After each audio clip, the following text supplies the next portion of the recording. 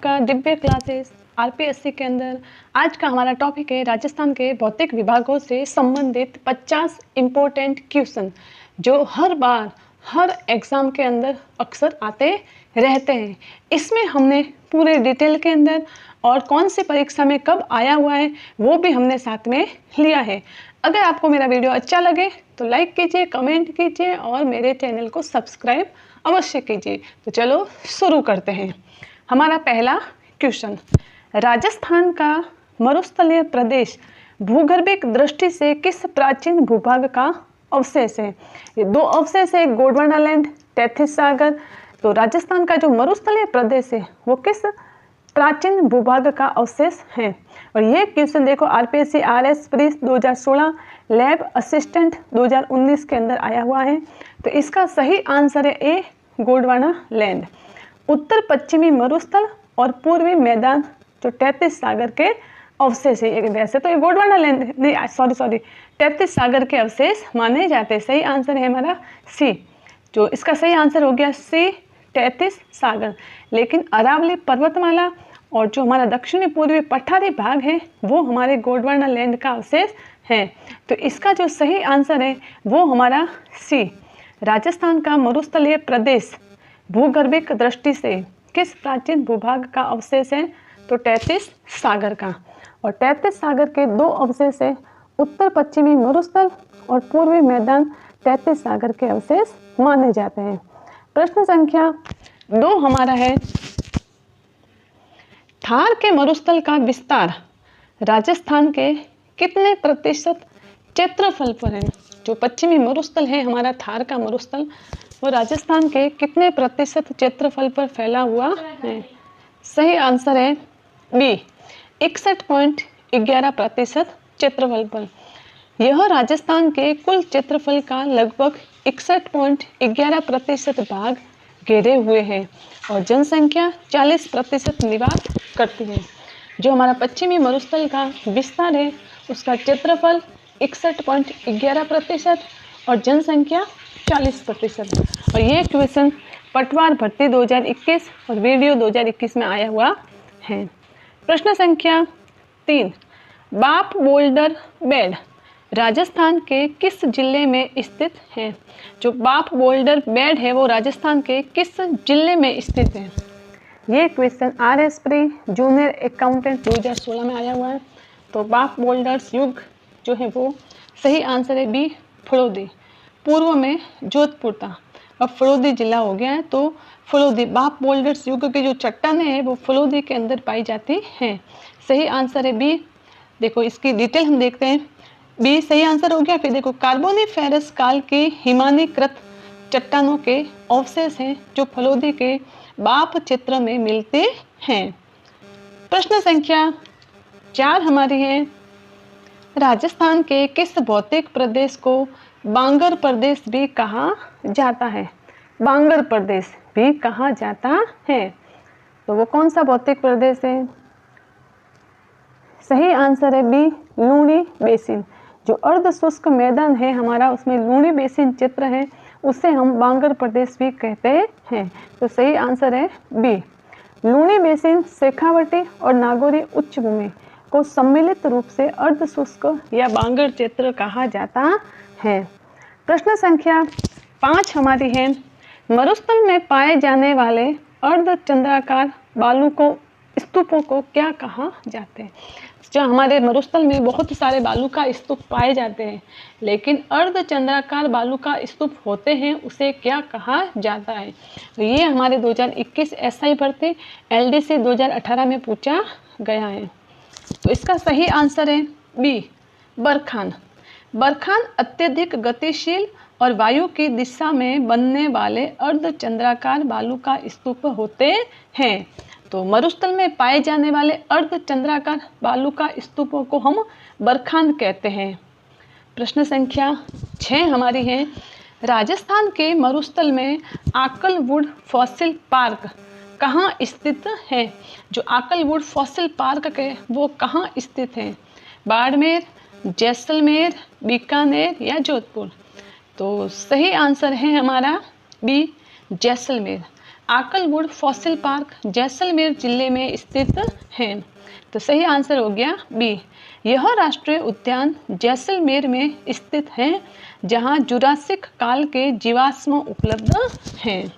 तो Akal wood fossil park Jaisalmer में, और ये क्वेश्चन भी आया हुआ है 2nd ग्रेड 2018 में, फॉरेस्ट गार्ड 2022 के अंदर। अगला प्रश्न हमारा प्रश्न संख्या 7। राजस्थान में लाठी सीरीज क्या है? लाठी सीरीज क्या है? और ये परीक्षा हमारी है RS प्री 2007 और 2021 वीडियो में। तो लाठी सीरीज है गाय की एक नस्ल, भूगर्भीय जल पट्टी, खनिज पट्टी या वन्य जीव श्रृंखला। तो हमारा सही आंसर है बी, भूगर्भिक जल पट्टी। राजस्थान में लाठी सीरीज क्षेत्र एक भूगर्भिक जल पट्टी है जो पोखरण से मोहनगढ़ तक जैसलमेर में पाई जाने वाली एक मीठे पानी की भूगर्भीय जल पट्टी है। जो लाठी सीरीज क्षेत्र वो जैसलमेर में पाया जाता है और ये एक भूगर्भीय जल पट्टी है जो पोखरण से मोहनगढ़ तक फैली हुई है। तो सही आंसर हो गया हमारा बी। प्रश्न संख्या 8 हमारी है, थार मरुस्थल की वनस्पति को तकनीकी रूप से किस नाम से जाना जाता है? जो पश्चिमी मरुस्थल के अंदर हमारी वनस्पति होती है उनको तकनीकी रूप से किस नाम से जाना जाता है? ये क्वेश्चन 1st ग्रेड 2015 के अंदर पूछा गया है। और आजकल के हम मेरिट देखें 40% भी नहीं बन रहे हैं बच्चों के। क्या करें, कहाँ जाए, बहुत सारी पढ़ाई करते हैं, मेहनत करते हैं, लेकिन नहीं हो पाता। तो ये देखो क्वेश्चन एकदम सिंपल सा है, थार मरुस्थल की वनस्पति को तकनीकी रूप से किस नाम से जाना जाता है? मेसोफाइट, हाइड्रोफाइट, हेलोफाइट या मरुद्भिद या जीरोफाइट? तो इसका सही आंसर है हमारा बी, मरुद्भिद या जीरोफाइट्स। थार मरुस्थल में जो वनस्पति होती है उसे मरुद्भिद या जीरोफाइट्स के नाम से जाना जाता है। सही आंसर हो गया बी। कम पानी में उगने वाले कांटेदार पौधों को जीरोफाइट्स कहा जाता है। प्रश्न संख्या 9 हमारी है, रेगिस्तानी क्षेत्र में बालू का स्तूपों के मध्य बनने वाली अस्थायी झीलों को क्या कहा जाता है? जब रेगिस्तानी क्षेत्र में बालू का स्तूपों के मध्य जो अस्थायी झील बनती है उसे क्या कहा जाता है? पलाया या रन, जोहड़, नाड़ी या खड़ीन?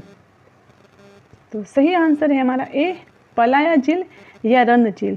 जो बालू का स्तूप है उनके मध्य में पानी भर जाता है वर्षा ऋतु में, तो उनसे जो झील बनती है अस्थायी झील फिर सूख जाती है तो दलदली भूमि हो जाती है, तो उसे हम क्या कहते हैं? पलाया या रन कहते हैं। तो सही आंसर हो गया हमारा ए। वर्षा जल एकत्रित होने से बनने वाली उथली और खारी झीलों को पलाया या रन कहा जाता है। प्रश्न संख्या 10, राजस्थान का सबसे शुष्क स्थान फुलोदी वो किस जलवायु प्रदेश के अंदर आता है? तो राजस्थान का सबसे शुष्क स्थान है वो है फुलोदी। तो वो किस भौतिक प्रदेश के अंदर आता है? क्योंकि हमारे राजस्थान के 4 भौतिक प्रदेश है, मरुस्थलीय, अरावली पर्वतमाला, मैदानी भाग, पठारी भाग। तो फलोदी किस जलवायु प्रदेश के अंदर आता है? सही आंसर है हमारा ए, शुष्क मरुस्थलीय प्रदेश के अंदर। अगर आपको वीडियो अच्छा लगे तो प्लीज़ मेरे वीडियो को लाइक, कमेंट और मेरे चैनल को सब्सक्राइब अवश्य कीजिए। तो चलो आगे का प्रश्न हमारा है 11, वायु की दिशा के समकोण, वायु की दिशा के समकोण बनने वाले बालू का स्तूपों को क्या कहते हैं? समकोण बनने वाले बालू का स्तूप। ये क्वेश्चन RPSC AEN 2018 में पूछा गया है। तो समकोण पर बनने वाले बालू का स्तूपों को कहते हैं हम, सही आंसर है हमारा बी, अनुप्रस्थ बालू का स्तूप। जो वायु की दिशा के समकोण पर बनते हैं उन्हें हम अनुप्रस्थ बालू का स्तूप कहते हैं, और जो समानांतर बनते हैं उन्हें हम अनुदैर्ध्य बालू का स्तूप कहते हैं। तो सही आंसर हो गया हमारा बी, अनुप्रस्थ। वायु की दिशा के समकोण पर बनने वाले बालू का स्तूपों को अनुप्रस्थ बालू का स्तूप कहा जाता है। प्रश्न संख्या 12 हमारी है, घग्गर नदी का मैदान। जो घग्गर नदी का मैदान राजस्थान के किस जिलों में विस्तृत है? तो घग्गर नदी का मैदान राजस्थान के किन जिलों में विस्तृत है? झुंझुनू सीकर, जालोर सिरोही, गंगानगर हनुमानगढ़, जैसलमेर और बाड़मेर। तो इसका सही आंसर है हमारे सी, गंगानगर और हनुमानगढ़ के अंदर। जो घग्गर नदी का क्षेत्र है उसका प्रवाह क्षेत्र है वो गंगानगर और हनुमानगढ़ जिलों में पाया जाता है। और ये है हमारे कंप्यूटर 2021 और जूनियर इंजीनियरिंग 2020 में क्वेश्चन पूछा गया है। प्रश्न संख्या 13 हमारी है, शेखावटी क्षेत्रों में कुओं को स्थानीय भाषा में क्या कहा जाता है। जो कच्चे कुएं होते हैं शेखावटी क्षेत्र में, सीकर, चूरू, झुंझुनू के अंदर, उन्हें हम स्थानीय भाषा में क्या कहते हैं। और ये क्वेश्चन पुलिस कांस्टेबल 2018 में पूछा गया। तो इसका सही आंसर है जोहड़, बावड़ी, बैरा या खड़ीन। तो इसका सही आंसर है हमारे ए जोहड़। कच्चे कुओं को स्थानीय भाषा में जोहड़ या नाड़ा कहा जाता है, जो शेखावटी क्षेत्र में पाया जाता है। अब हमारा प्रश्न है 14, अरावली पर्वतमाला किस प्रकार की पर्वतमाला है। जो अरावली पर्वतमाला है वो किस प्रकार की पर्वतमाला है। ये SI 2021 और RS प्री 2013 में पूछा गया। नवीन वलित, अवशिष्ट, ब्लॉक पर्वत या ज्वालामुखी पर्वत। तो इसका सही आंसर है हमारे बी, अवशिष्ट पर्वतमाला। जो अरावली पर्वतमाला है वो एक अवशिष्ट प्रकार की पर्वतमाला है और सबसे प्राचीन पर्वतमाला है। नवीन वलित तो है वो है हमारी हिमालय पर्वतमाला। तो अरावली पर्वतमाला अवशिष्ट पर्वतमाला है। तो इसका सही आंसर है बी। निर्माण काल में ये वलित पर्वत थी, लेकिन वर्तमान समय में ये एक अवशिष्ट पर्वतमाला के रूप में जानी जाती हैं। प्रश्न संख्या 15, अरावली पर्वतमाला की कुल लंबाई कितनी है और राजस्थान में इसका विस्तार कितना है। और ये क्वेश्चन पटवार 2021 रिट 2021 में पूछा गया है। तो देखो अरावली पर्वतमाला की कुल लंबाई और राजस्थान में विस्तार कितना है। इसका सही आंसर है हमारे ए। इसकी कुल लंबाई 692 किलोमीटर और राजस्थान में विस्तार है 80% लगभग राजस्थान में, यानी 550 किलोमीटर राजस्थान के अंदर। तो अरावली पर्वतमाला की कुल लंबाई 692 किलोमीटर, राजस्थान में इसका विस्तार 550 किलोमीटर। प्रतिशत में देखें तो 80% भाग। तो इसका सही आंसर हो गया ए। प्रश्न संख्या 16, अरावली पर्वतमाला की सर्वोच्च चोटी गुरु शिखर की ऊंचाई। और ये क्वेश्चन भी कितनी ही बार एग्जाम के अंदर पूछा जाता है। गुरु शिखर किस जिले में स्थित है, गुरु शिखर की ऊंचाई कितनी है। तो अरावली पर्वतमाला की सर्वोच्च चोटी कौन सी है, गुरु शिखर की ऊंचाई कितनी है। सही आंसर है हमारा बी, 1722 मीटर। शिखर पर स्थित दत्तात्रेय मंदिर सहित इसकी ऊंचाई कभी कभी 1727 मीटर भी मानी जाती है। तो इसका सही आंसर हो गया 1722। ये दो ऑप्शन आते हैं, 1722 भी सही माना जाता है और 1727 भी सही माना जाता है।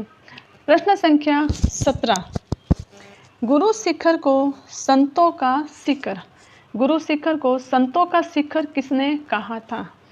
संतों का शिखर किसे कहा गया, गुरु शिखर को किसने कहा था। तो सही आंसर है colonel James Tod. Colonel James Tod, जिसे घोड़े वाला बाबा भी कहा जाता है, राजस्थान के इतिहास का पितामह भी कहा जाता है, तो इन्होंने गुरु शिखर को संतों का शिखर कहा था। सही आंसर हमारा ए। प्रश्न संख्या 18, अरावली की चोटियाँ। ये प्रश्न, इस टाइप के प्रश्न वर्तमान में पूछे जाते हैं। तो अरावली की चोटियों का उनकी ऊंचाई के अनुसार अवरोही क्रम। तो देखो गुरु शिखर सबसे बड़ी चोटी है, अवरोही क्रम और आरोही क्रम। अवरोही क्रम में ज़्यादा अक्षर है 4, तो बड़े से छोटा, और आरोही क्रम में 3 अक्षर है, तो छोटे से बड़ा। तो इसमें हमें अवरोही क्रम देखना है। तो सबसे पहले गुरु शिखर आएगा, तो ये दो तो ऑप्शन वैसे भी कट जाएंगे, और ये अचलगढ़ वाला। गुरु शिखर के बाद आएगा शेर, फिर झरगा, फिर अचलगढ़। गुरु शिखर की तो सही आंसर हो गया हमारा ए। तो इसमें गुरु शिखर की जो ऊंचाई है 1722 metre, Sher 1597, Sher 97 1597 metre, Jarga 1431 metre, Jarga 1431 metre, Achalgarh 1380 metre, Achalgarh 80 metre.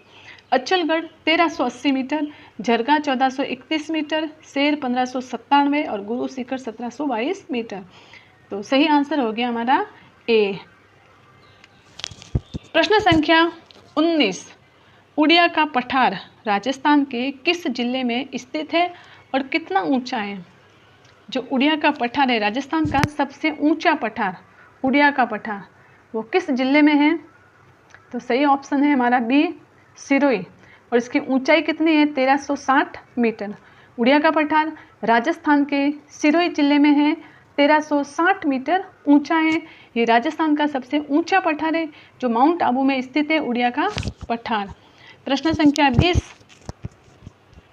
भौराट का पठार किन दो स्थानों के मध्य स्थित है? जो भौराट का पठार है वो किन दो स्थानों के मध्य स्थित है? कुंभलगढ़ गोगुंदा, अचलगढ़ आबू, चित्तौड़गढ़ भीलवाड़ा या प्रतापगढ़ बांसवाड़ा। तो सही आंसर हो गया हमारा ए, कुंभलगढ़ और गोगुंदा के बीच। भौराट का पठार कुंभलगढ़ और गोगुंदा के बीच स्थित है। सही ऑप्शन ए। राज संबंध के कुंभलगढ़ और उदयपुर के गोगुंदा के मध्य स्थित पठार भौराट का पठार कहलाता है। सही ऑप्शन हमारा ए। अगर आपको वीडियो अच्छा लगे तो प्लीज़ मेरे चैनल को सब्सक्राइब कीजिए, मेरे चैनल पर सब्सक्राइब बढ़ाइए और मेरे वीडियो को लाइक अवश्य कीजिए और कमेंट कीजिए। प्रश्न संख्या 21, सिरोही क्षेत्र में स्थित अरावली की तीव्र ढाल वाली और कटी फटी पहाड़ियों को स्थानीय भाषा में क्या कहा जाता है? जो सिरोही क्षेत्र है, सिरोही जिला है, उसमें अरावली की तीव्र ढाल वाले और कटी फटी पहाड़ियाँ होती हैं, तो उन्हें स्थानीय भाषा में क्या कहा जाता है? तो सही आंसर हो गया हमारा ए, उसे हम भाकर कहते हैं। और गिरवा का क्षेत्र ये तो उदयपुर में है, तो भाकर कहा जाता है सिरोही में स्थित कटी फटी पहाड़ियों को। तो सही ऑप्शन हो गया हमारा ए। प्रश्न संख्या 22, उदयपुर बेसिन के चारों ओर पाई जाने वाली तस्त्रीनुमा पहाड़ियों की श्रृंखला को क्या कहा जाता है? जो उदयपुर बेसिन के चारों ओर पाई जाने वाली तस्त्रीनुमा पहाड़ियाँ हैं, उनकी श्रृंखला को क्या कहा जाता है? सही आंसर है हमारा बी, गिरवा। स्थानीय भाषा में गिरवा का अर्थ क्या है? पहाड़ियों की मेखला। और गिरवा उदयपुर के जिले में बोला जाता है, भाकर सिरोही में, गिरवा उदयपुर में। प्रश्न संख्या 23, अरावली पर्वत श्रृंखला की दूसरी सबसे ऊंची चोटी कौन सी है? तो अभी हमने देखी थी 5 चोटियाँ, गुरु शिखर, शेर, झरगा, अचलगढ़। तो उनमें दूसरी सबसे ऊंची चोटी कौन सी होगी? शेर। और शेर की जो ऊंचाई, शेर कहाँ पर है? सिरोही में, और इसकी ऊंचाई है 1597 मीटर। तो अरावली पर्वतमाला श्रृंखला की दूसरी सबसे ऊंची चोटी शेर, सी हमारा सही ऑप्शन। और ये हमारी 1597 मीटर और सिरोही जिले में स्थित है। प्रश्न संख्या 24, मध्य अरावली की सबसे ऊंची चोटी कौन सी है? अरावली के 3 भाग हैं, उत्तरी अरावली, मध्य अरावली, फिर दक्षिणी अरावली। तो इसमें मध्य अरावली की सबसे ऊंची चोटी पूछी गई है। रघुनाथगढ़, तारागढ़, खो या सायरा। तो सही आंसर है हमारा बी, तारागढ़ या टॉडगढ़ या मोरमजी की पहाड़ी। इसे हम तीनों नामों से जानते हैं, जो अजमेर में स्थित है। सही ऑप्शन हो गया बी, टॉडगढ़, तारागढ़ या मोरमजी, जिसकी ऊंचाई लगभग 934 मीटर है और विकल्प में 870 भी माना जाता है। प्रश्न संख्या 25, उत्तरी अरावली की सबसे ऊंची चोटी रघुनाथगढ़ है। कौन सी है? रघुनाथगढ़। उत्तरी अरावली की सर्वोच्च चोटी रघुनाथगढ़ किस जिले में है? तो रघुनाथगढ़ की जो किस जिले में है? सीकर, झुंझुनू, जयपुर, अलवर। तो इसका सही आंसर है रघुनाथगढ़, सीकर। ए हमारा सही ऑप्शन है, सीकर में। इसकी ऊंचाई 1055 मीटर है। उत्तरी अरावली की सर्वोच्च चोटी रघुनाथगढ़, सीकर जिले में है, 1055 मीटर। प्रश्न संख्या 26, अरावली पर्वतमाला का सर्वाधिक विस्तार और न्यूनतम विस्तार, सर्वाधिक विस्तार और न्यूनतम विस्तार किन जिलों में है? और ये एसआई में 2021 में पूछा गया और भी बहुत सारे एग्जाम में पूछा गया। उदयपुर अजमेर, जयपुर सिरोही, सिरोही अजमेर, उदयपुर बूंदी। तो इसका सही ऑप्शन है ए, उदयपुर और अजमेर में। उदयपुर में सर्वाधिक विस्तार है और अजमेर में न्यूनतम विस्तार है। सर्वाधिक विस्तार उदयपुर में और सबसे कम विस्तार अजमेर जिले में है। प्रश्न संख्या 27, देशूरी नाल और हाथी दर्रा राजस्थान के किस भौतिक प्रदेश के प्रमुख दर्रे हैं? जो देशूरी नाल है, हाथी दर्रा है, ये राजस्थान के प्रमुख दर्रे हैं, वो किस जिले में है या किस भौतिक प्रदेश में है? तो दर्रे हमारे अरावली पर्वतमाला में आते हैं। तो ये किस भौतिक प्रदेश के भाग हैं? सही आंसर हो गया बी, अरावली पर्वतीय प्रदेश। देशूरी नाल, हाथी दर्रा अरावली पर्वतीय प्रदेश का भाग है। प्रश्न संख्या 28, अरावली श्रृंखला भारत के किस मुख्य जल विभाजक का हिस्सा है? जो अरावली पर्वतमाला है वो राजस्थान को दो भागों में बांटते हैं, एक अरब सागर की ओर जल ले जाने वाली नदियाँ, एक बंगाल की खाड़ी की ओर बहने वाली नदियाँ। तो ये जल विभाजक का कार्य करती हैं। कौन? अरावली पर्वतमाला। तो इसमें ये कॉलेज लेक्चर 2016 में पूछा गया। तो इसका सही आंसर हो गया बी, अरब सागर और बंगाल की खाड़ी का अफवाह तंत्र। जो अरावली पर्वतमाला है वो अरब सागर और बंगाल की खाड़ी के अफवाह तंत्र के बीच हमारे जल विभाजक का काम करती हैं। प्रश्न संख्या 29, छप्पन का मैदान। छप्पन का मैदान राजस्थान के किस भाग में स्थित है? तो जो छप्पन का मैदान है वो प्रतापगढ़ और बांसवाड़ा के बीच माही नदी बेसिन 56 गांवों का समूह, इसे कहते हैं छप्पन का मैदान। तो ये हमारे हैं दक्षिणी भाग में स्थित। किस भाग में है? दक्षिणी भाग। तो सही आंसर हो गया सी, दक्षिणी भाग में। छप्पन का मैदान दक्षिणी भाग, प्रतापगढ़ बांसवाड़ा के बीच, और कौन सा बेसिन? माही नदी बेसिन, 56 गांवों का समूह। प्रश्न संख्या 30 हमारी है, बनास बेसिन और छप्पन बेसिन किस भौतिक विभाग के उपभाग हैं? जो बनास बेसिन है, माही बेसिन, छप्पन बेसिन यानी माही नदी का बेसिन, ये किस भौतिक विभाग के उपभाग हैं? तो ये है दक्षिणी पूर्वी पठारी भाग। नहीं, ये पूर्वी मैदानी भाग के अवशेष हैं। Banas basin, Mahi basin, Banganga basin, Chambal basin, ये सभी हमारे पूर्वी मैदानी भाग के अवशेष हैं, जिसके 4 बेसिन हैं। प्रश्न संख्या 31 हमारी है, चंबल बेसिन में पाई जाने वाली कटी फटी उबड़ खाबड़ भूमि को क्या कहा जाता है? जो चंबल बेसिन क्षेत्र होता है वहाँ पर कटी फटी उबड़ खाबड़ भूमि होती है, उसे क्या कहा जाता है? तो उसे हम कहते हैं, इसका सही आंसर हो गया ए, डांग या उत्खात भूमि। चंबल बेसिन में पाई जाने वाली कटी फटी उबड़ खाबड़ भूमि को क्या कहा जाए? डांग या उत्खात भूमि। इसे बीहड़ या उत्खात भूमि भी कहते हैं, जो अत्यधिक मृदा अपरदन से बनती है। ये क्वेश्चन 2012-2021 में पूछा गया है।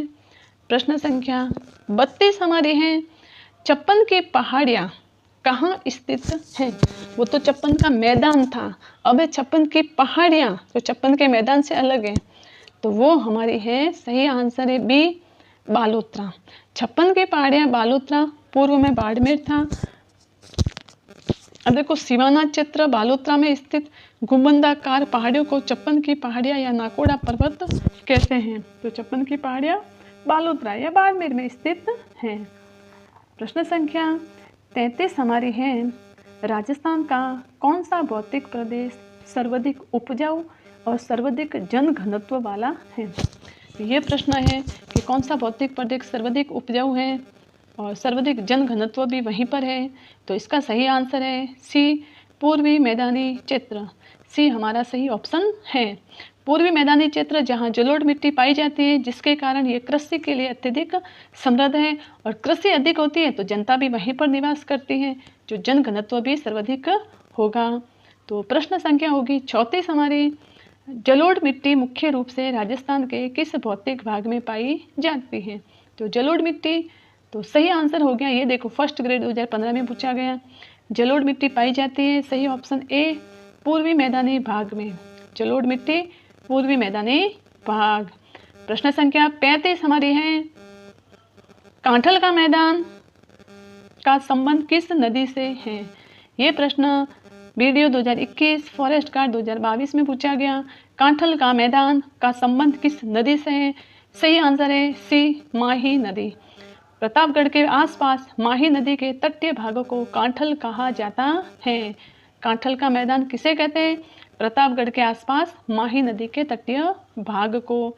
तो प्रश्न संख्या हमारी 36 है। पिडमांट मैदान किस नदी बेसिन का हिस्सा है? तो पिडमांट मैदान किस नदी बेसिन का हिस्सा है? सही answer B, Banas basin. Devgarh के समीप बनास बेसिन में स्थित टीलेनुमा भूभाग को पिडमांट मैदान कहते हैं। तो सही आंसर बी, बनास बेसिन, पिडमांट मैदान। प्रश्न संख्या 37। राजस्थान के किस भौतिक विभाग में मुकुंदरा की पहाड़ियाँ स्थित हैं? तो मुकुंदरा की पहाड़ियाँ एसआई भर्ती रिटन एग्जाम 2015। तो मुकुंदरा की पहाड़ियाँ स्थित है। सही आंसर ए, हाड़ौती का पठार। मुकुंदरा की पहाड़ियाँ, हाड़ौती का पठार कोटा और झालावाड़ जिलों में विस्तृत है। कहाँ पर? कोटा और झालावाड़ और हाड़ौती का पठार में। सही आंसर ए। प्रश्न संख्या 38। महान सीमा ब्रंश ग्रेट बाउंड्री फॉल्ट राजस्थान के किस भाग से होकर गुजरता है? महान सीमा ब्रंश या ग्रेट बाउंड्री फॉल्ट। सही आंसर ए, दक्षिणी पूर्वी पठार बूंदी और सवाई माधोपुर में। महान सीमा ब्रंश चंबल नदी से भी बनती है। बूंदी और सवाई माधोपुर की पहाड़ियों के सहारे स्थित है। ये अरावली और विंध्याचल पर्वत के मिलन स्थल पर स्थित है। तो महान सीमा ब्रंश अरावली और विंध्याचल पर्वत के मिलन स्थल दक्षिणी पूर्वी बूंदी और सवाई माधोपुर में।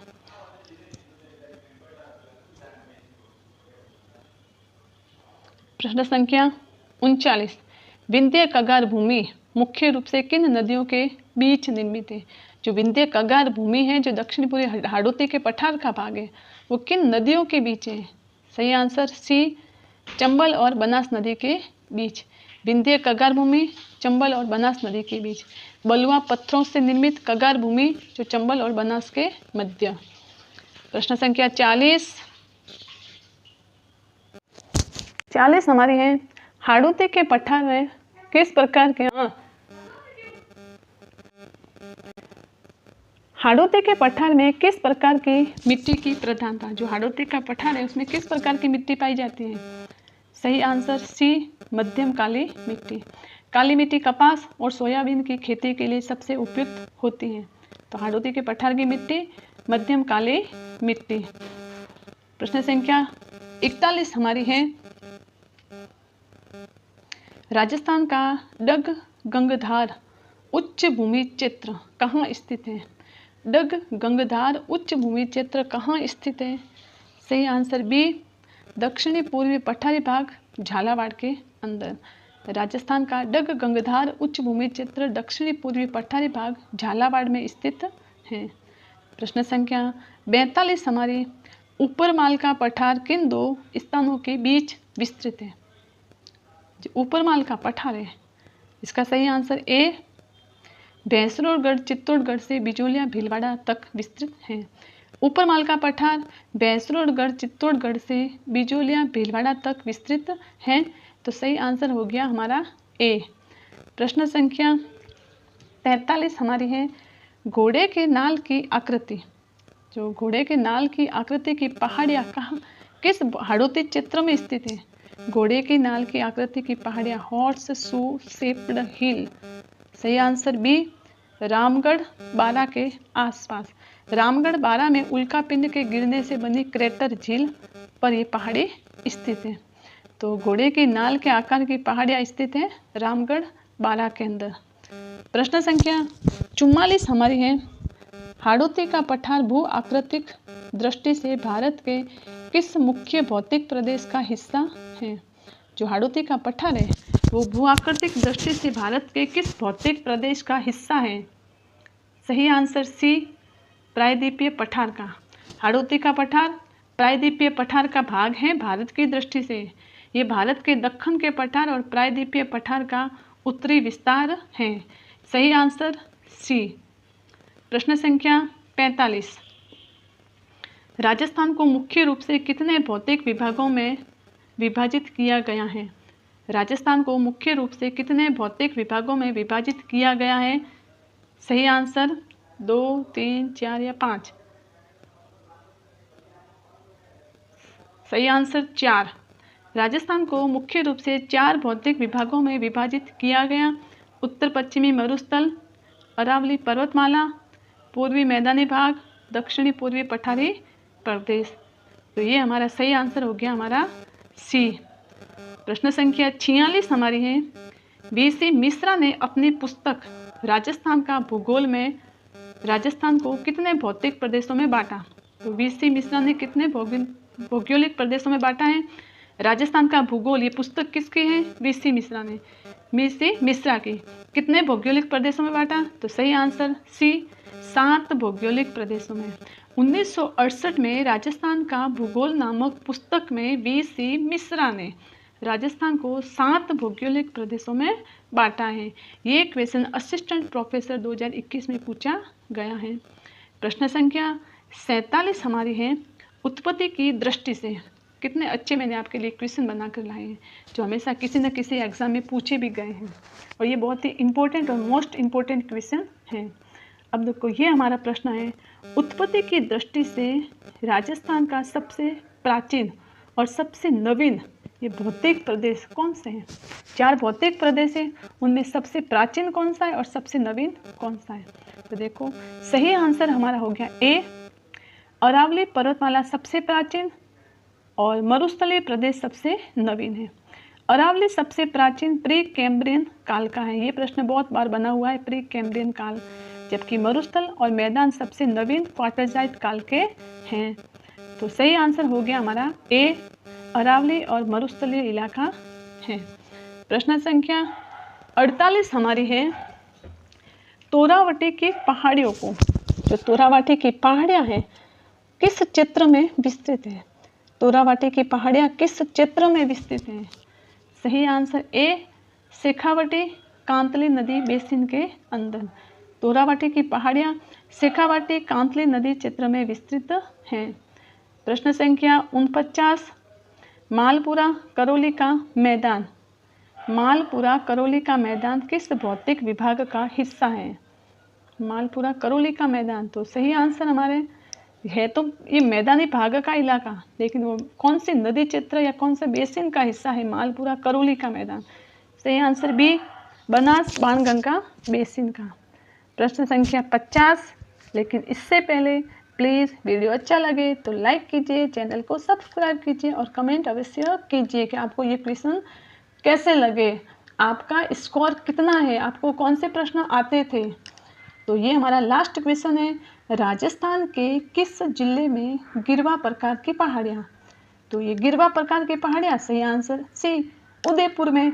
और ये भाकर बात आता है तो भाकर हमारे सिरोही जिले में, और गिरवा प्रकार की पहाड़ियाँ वो हमारे उदयपुर जिले के अंदर।